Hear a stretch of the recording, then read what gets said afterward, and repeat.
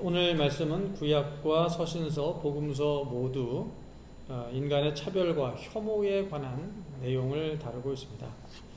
구약의 말씀을 보면은 야곱이 12아들 가운데 특별히 요셉을 자랑하죠. 그래서 옷도 예쁜 것을 입히고 또 먹을 것도 좋은 것을 주고 그럽니다. 그래서 다른 아들들, 특히 이제 형들이 시기하게 되고 또 아버지의 차별을 매우 분노하게 되죠. 그래서 다른 아들들이 요셉을 혐오하게 된 데서부터 구약의 이야기가 이제 시작이 되는데요. 그들이 동생 요셉을 죽이려다가 죽일 것까지는 없다.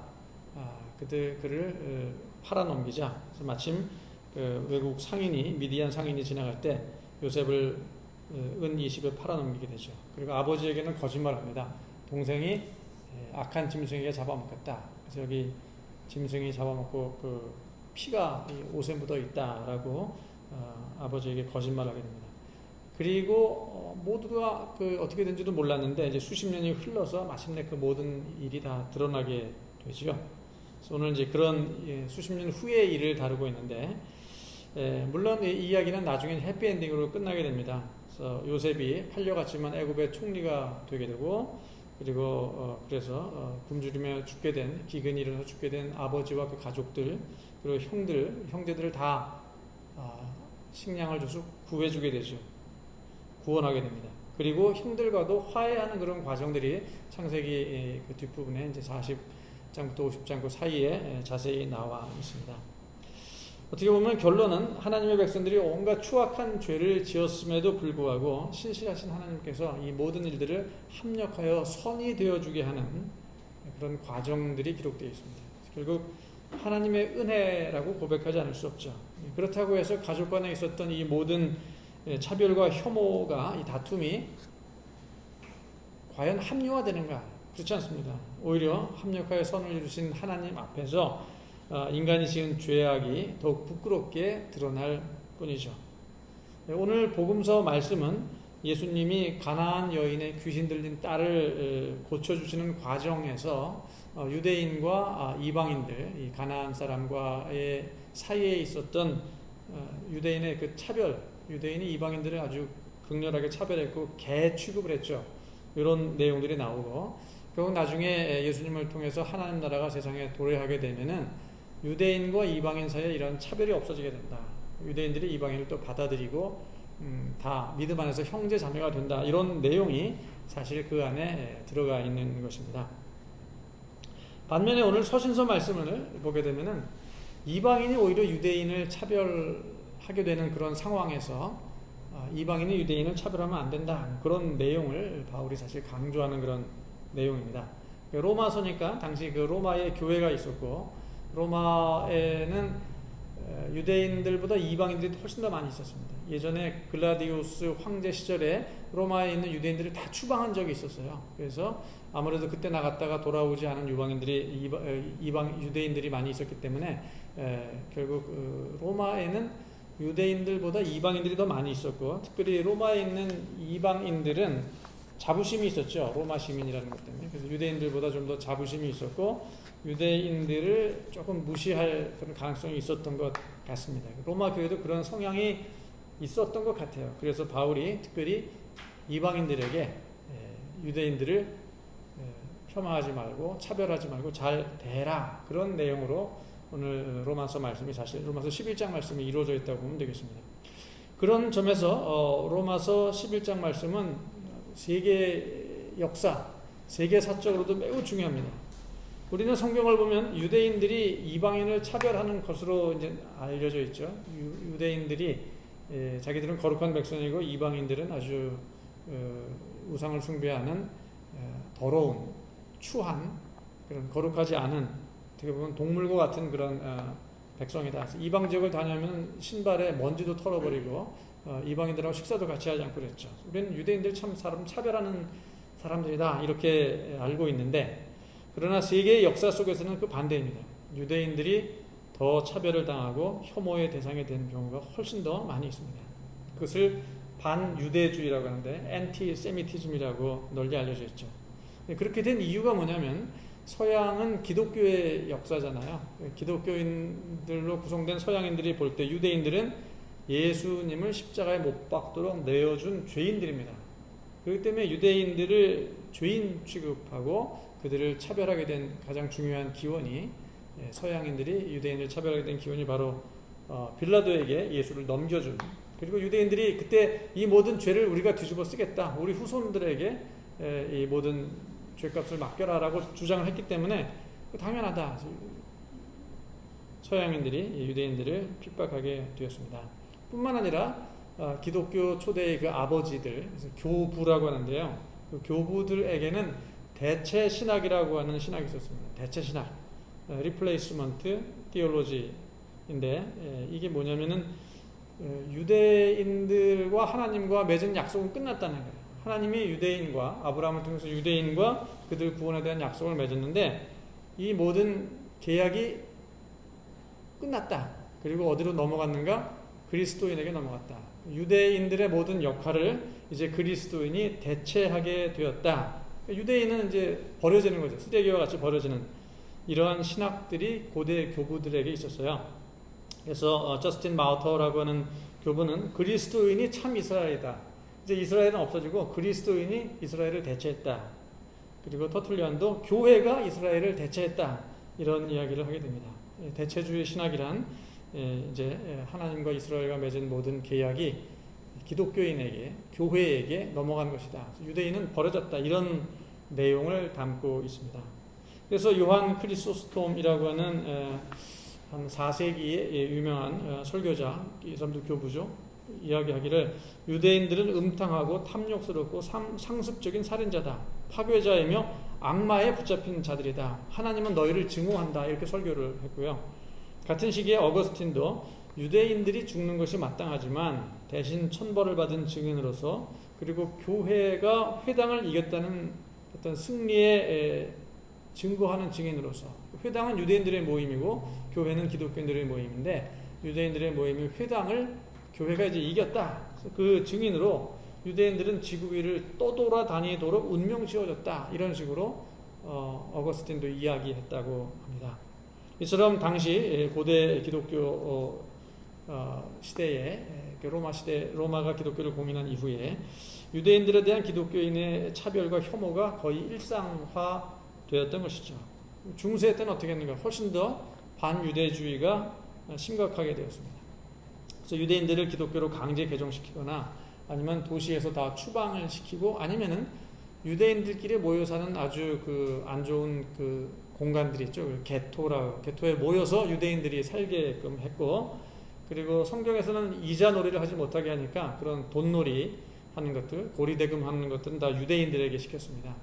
유대인들이 그 결과 이제 금융의 기술이 발전하게 되었고, 지금도 세계 금융을 사실 유대인들이 많이 주락펴락하고 있는 게 그런 역사적 배경을 가지고 있습니다. 그리고 상업을 천하게 여겼는데 그 상업을 유대인들에게 맡겨서 유대인들이 결국은 돈을 많이 버는 결과를 역사적으로 가져오게 된 계기가 그런 데 있습니다.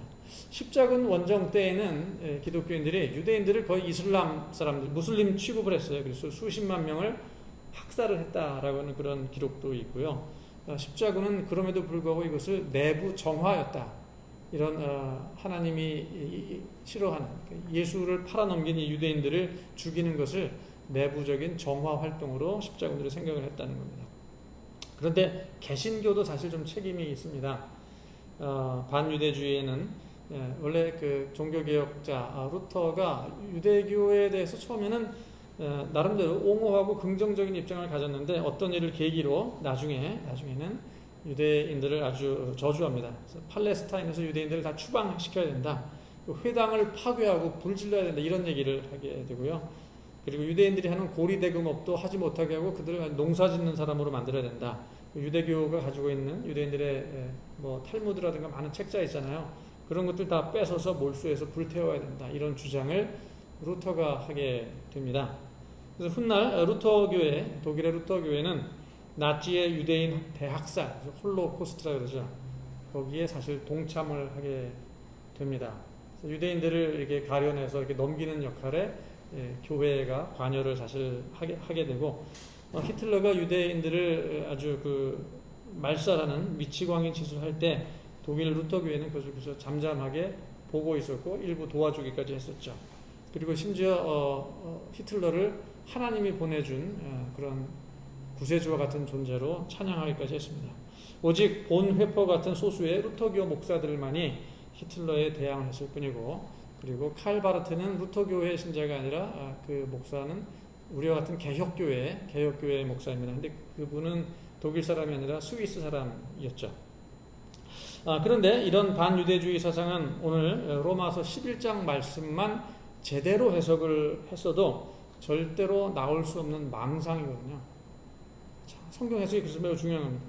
바울은 로마서 11장을 시작하면서 그 서두에 하나님이 이스라엘을 버리셨느냐 이런 질문을, 하나님이 이스라엘을 버리셨느냐, 그러니까 말하자면 대체주의 신학에서는 이스라엘이 끝났다 그러는데 끝났느냐? 유대인들이 메시아로 오신 예수님을 거부했죠. 그래서 구원에서 멀어진 이유가 바로 하나님이 이스라엘을 버렸기 때문에 그런 것이 아니냐, 이런 질문을 바울이 하면서 스스로 답을 합니다.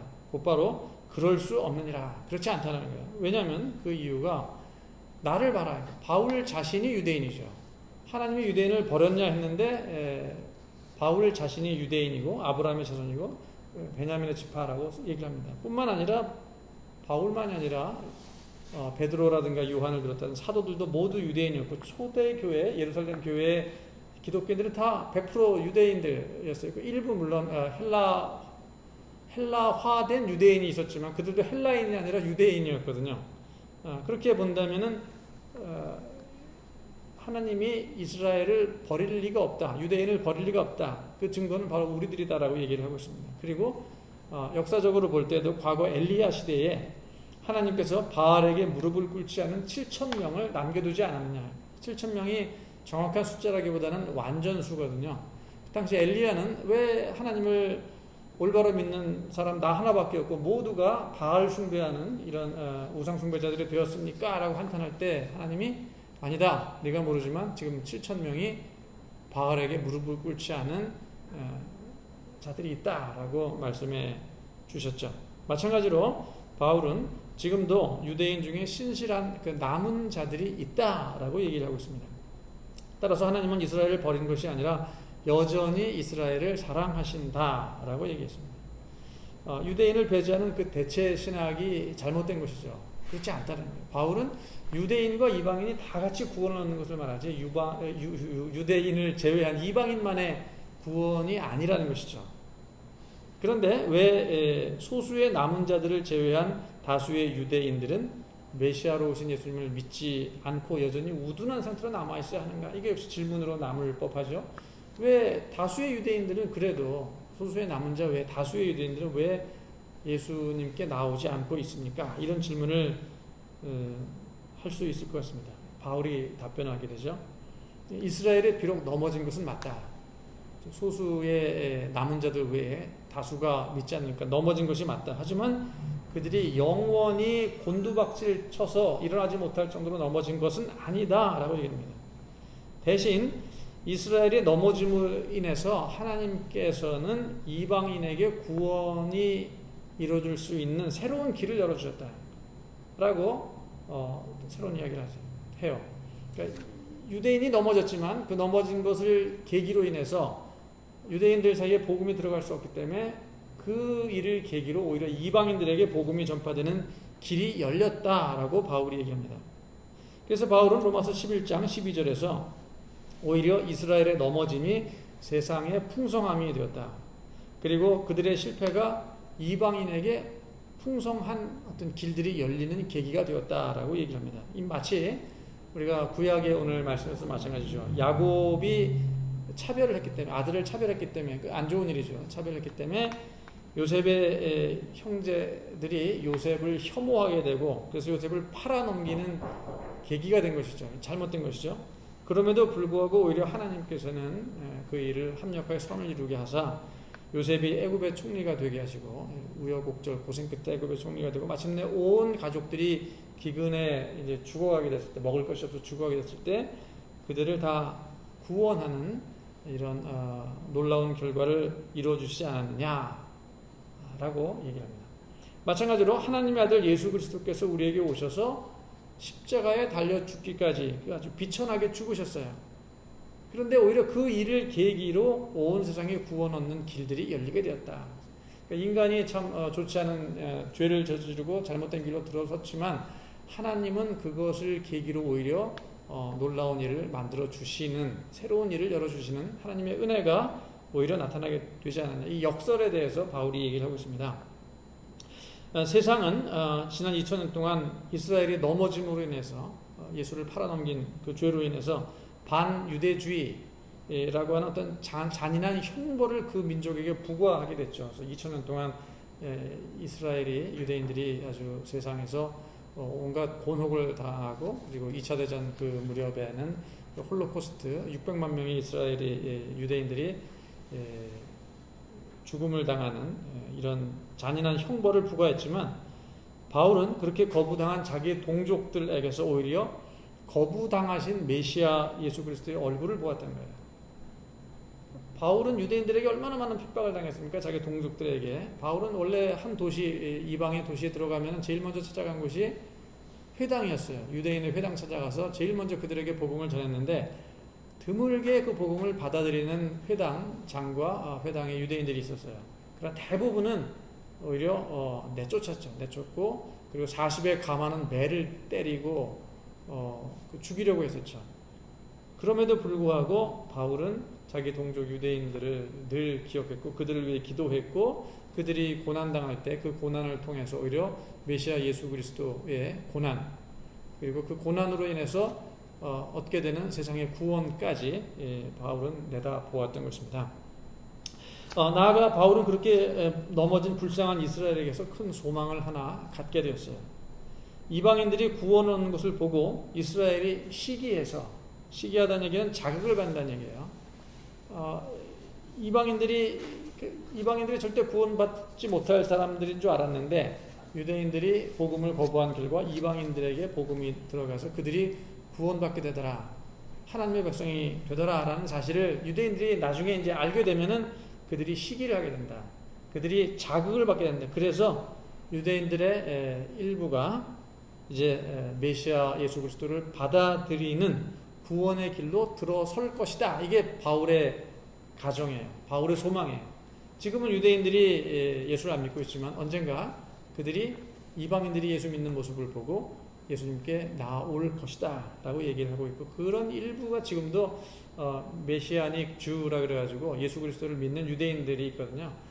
그런 운동들이 벌어지고 있고, 또 그런 유대인들과 어떤 교류가 기독교인 사이에 이루어지고는 있어요. 그래서 이것이 확실하게 바울이 말하는 그런 현상인지 아닌지는 모르겠지만, 지금도 유대인 중에서 예수 그리스도를 믿는 그런 유대인들이 있고, 저도 작년에 그런 모임 가운데 하나를 가본 적이 있습니다.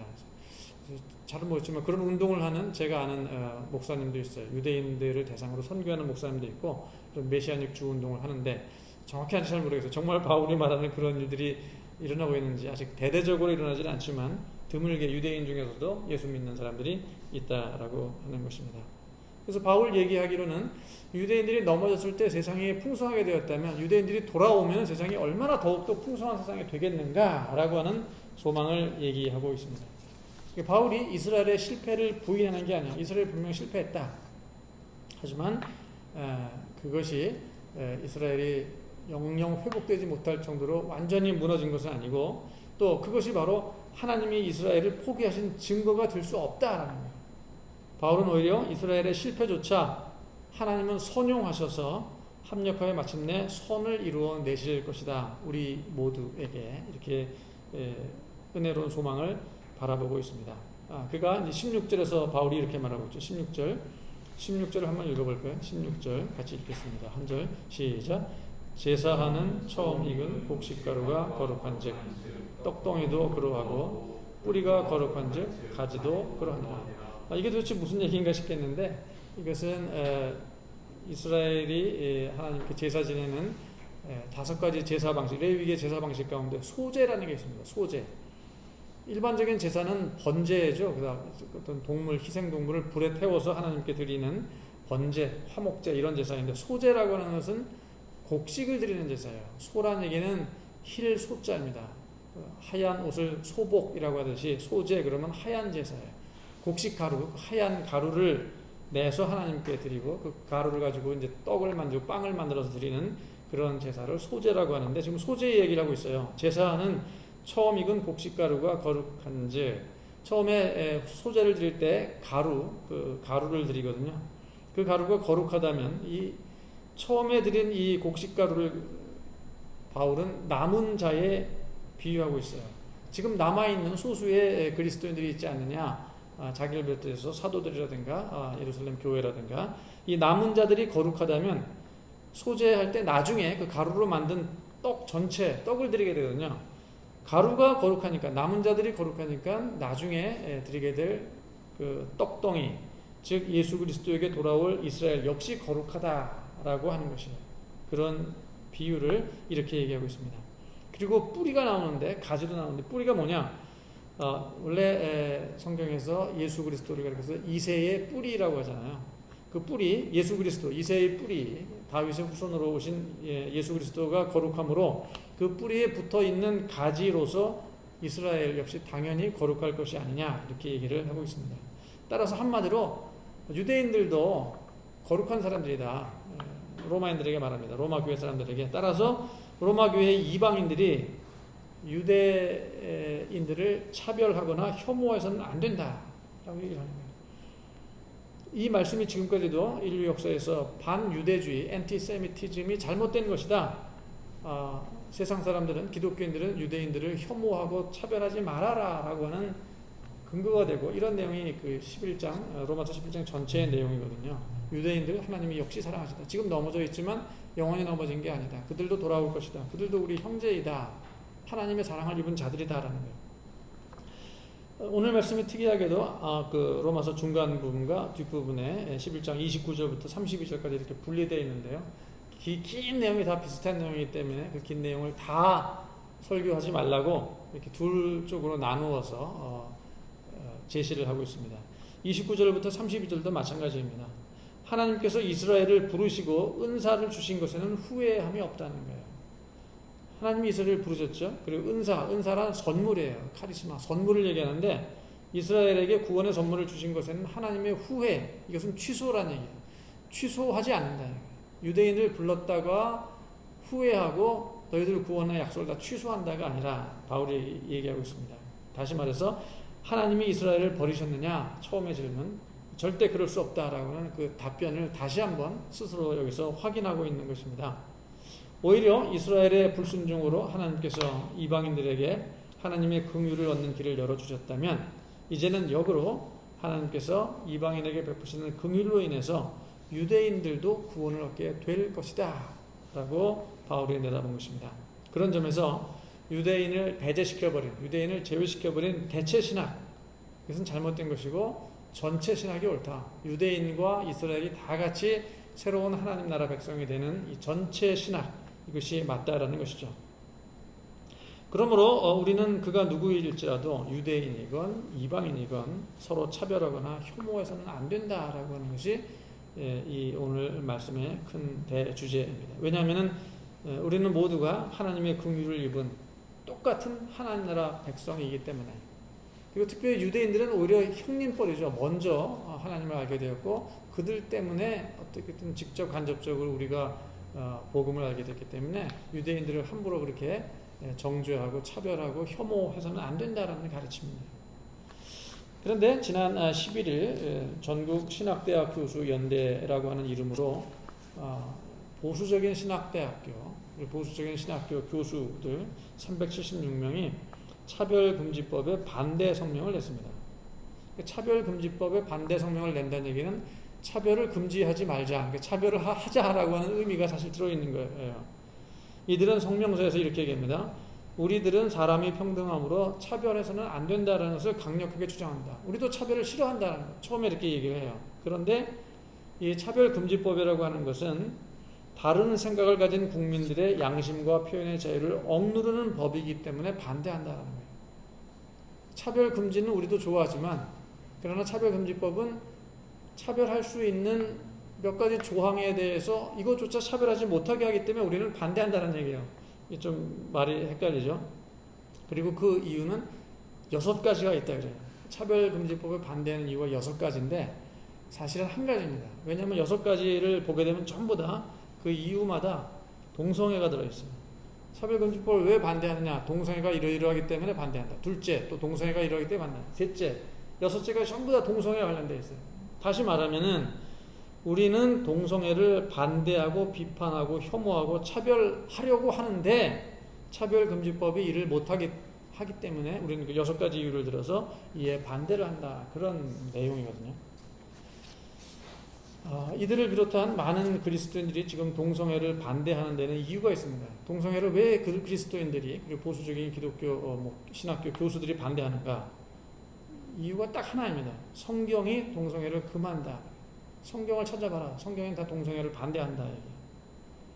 저 역시 성경이 동성애를 지지한다거나 또는 사람들에게 동성애를 권한다고 절대로 생각하지 않습니다. 성경 찾아봐도 성경이 동성애를 막 지지하고 사람들에게 권하는 경우는 없어요. 그보다 제가 가지고 있는 의문점은 성경에 기록된, 성경이 그 2000년 전, 3000년 전에 기록된 책인데 그때 동성애에 대한 생각이 오늘날 21세기의 동성애에 대한 생각과 과연 100% 똑같은가? 성경 어딜 봐도 동성애라고 하는 말 자체가 없어요. 그 용어도 없었어요. 그냥 여러 가지 비슷한 설명을 하고 있지만 그것이 오늘날 동성애와 100% 똑같은가 하는 점을 우리가 고려해야 한다는 것이죠. 왜냐하면 성경에 보면 문둥병이 나옵니다. 문둥병, 나병이라고 하죠. 나병, 한센시 병이라고 합니다. 그에 대한 이해, 문둥병에 대한, 나병에 대한 2000년 전, 3000년 전에 대한 이해가 오늘날 21세기의 나병에 대한 이해와 과연 똑같은가? 그리고 성경에 나와 있는 그 나병에 대한 모든 조치를 우리가 그대로 지금 따라해야 하는가? 그렇지 않다라는 것이죠. 2000년 사이에 너무나 다른 견해가 생기고 다른 입장이 생기고 나병에 대한 새로운 발견이 생겼기 때문에 그것을 그대로 적용할 수 없다라는 거예요. 마찬가지로 동성애 역시 2000년, 3000년 사이에 새로운 견해, 새로운 입장이 생길 수 있다는 사실을 우리가 감안할 필요가 있다는 것이죠. 성경을 보면 나병 환자가 발생하면 어떻게 되는가? 율법에 따라 제사장이 먼저 확인을 해야 됩니다. 그러면 오늘날에도 나병 환자가 생기면 우리나라에도 나병 환자가 뭐 지금 아직도 수천 명 있다고 그래요. 이미 그러니까 다 뭐라 그러죠? 다 사실상 활동하지 않는 그런 나병이죠. 옛날 수십 년 전에 걸렸던 그런 사람들이 소록도 지역에 지금도 많이 있습니다. 새로 발생하는 환자는 없는 걸 알고 있지만 인도나 네팔 같은 데 가면 지금도 환자들이 많이 있어요. 지금도 발병하는 환자들이 있고요. 그런데 그럴 때마다 의사가 확인하는 게 아니라 제사장이 하라고 해서 지금 제사장이 뭐 누가 있겠습니까? 제사장이 없으니까 신부나 목사가 가가지고 나병 환자를 보고 나병이다 아니다 발견을 해 성경 나온 대로 이렇게 해야 될까요? 그럴 사람은 없을 겁니다. 만약 나병이면 그를 부정한 자로 선언을 해야 돼요. 나병 환자를 부정하다라고 선언을 목사나 신부가 해야 되고 그리고 공동체에서 멀리 쫓아내서 살게 해야 돼요. 그리고 나병에 걸린 사람은 스스로 머리를 풀어헤쳐야 된다. 산발한다 그러죠. 남자나 여자나 머리를 풀어헤치고 자기가 입고 있는 의복의 가슴팍 부분을 막 찢어내야 돼요. 옷을 찢어야 돼요. 다른 사람을 만났을 때 옷을 찢고 나는 부정하다 부정하다 외쳐야 돼요. 다른 사람이 들을 수 있도록. 그런데 누가 요즘 그렇게 하는 사람이 있습니까? 나병 환자 중에 옷을 찢는 사람이 누가 있고 나는 부정하다라고 외치는 사람이 누가 있습니까? 산발하는 사람이 어디 있습니까? 옛날에는 왜 그랬냐면 나병 환자는 그를 보기만 해도 그를 스쳐 지나가기만 해도 전염된다. 다른 사람이 전염된다. 그래서 가까이 오지 못하도록 그런 특이한 행동을 했거든요. 멀리서도 보고 저기 나병 환자가 있구나. 또 그가 막 소리를 외쳐요. 나는 부정하다. 오지 말라. 그래서 도망가게 돌아가게 만들었는데 지금 그런 경우 없지 않습니까? 나병 환자가 있다면 정해진 병원으로 보내져서 치료를 받아야 되는 것이죠. 그리고 나병은 오늘날 밝혀지기로는 전염력이 가장 낮은 병이기 때문에 사람과 접촉해도 아무런 문제가 되지 않는다라고 알려져 있고 저도 네팔에 단기 선교를 갔을 때 나병 환자와 악수를 다 했거든요. 이제 수십 년 아직 이제 10년도 아직 안 됐지만 10년 좀 지났나요? 근데 뭐 전혀 아무런 발병하지 않고 있습니다. 전염이 안 되죠. 따라서 오늘날 엄격한 성경의 나병 환자 규정을 지키는 사람 아무도 없어요. 왜? 성경을 무시해서 그런 거 아니죠. 성경에 나와 있는데 왜 안 지킵니까? 나병에 대한 이해가 달라졌기 때문이에요. 동성애 역시 2000년, 3000년 전에는 알려지지 않았던 새로운 의학적, 생물학적, 심리학적, 사회학적 이해가 많이 지금 쌓여 있습니다. 그렇다면 성경 해석도 그런 새로운 이해에 맞게끔 새롭게 해석되어져야 한다는 것이죠. 문제는 그런 일련의 과정을 전혀 거치지도 않은 채 또 거칠 생각도 하지 않고서 그냥 동성애를 무조건 차별하고 혐오부터 하고 보는 그런 일부 그리스도인들의 자세라는 것, 이게 문제죠.